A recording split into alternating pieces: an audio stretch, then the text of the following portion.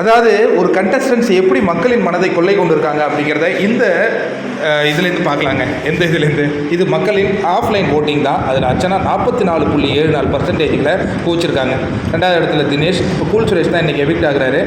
இன்றைக்காவது மக்களின் ஆதரவுடன் சேவ் நடக்கும் அப்படின்னு ரசிகர்கள் ஒரு எதிர்பார்ப்புடன் காத்துக்கிட்டு இருக்காங்க. அடுத்தது பார்த்தீங்கன்னா ஓவர்மேக்ஸ்.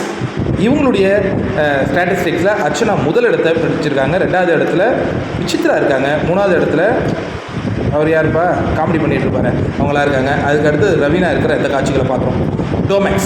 டோமேக்ஸில் ஷூட்டர்ஸ் இதில் அர்ச்சனா பங்கெடுத்த அணி 32,199ங்க.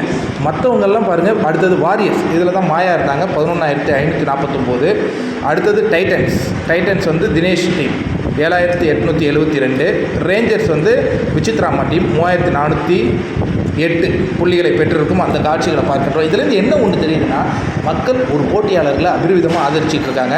அவர் அதற்கு ஏற்ற மாதிரி தொடர்ந்து இந்த கேமில் கான்சென்ட்ரேட் பண்ணி ஆடுவாரா? அவர்கிட்ட ஒரு குறைபாடுகள் இருக்குது. என்னென்னா, அந்த கிரிஞ்சி செய்கிற சில விஷயங்கள் இருக்குது.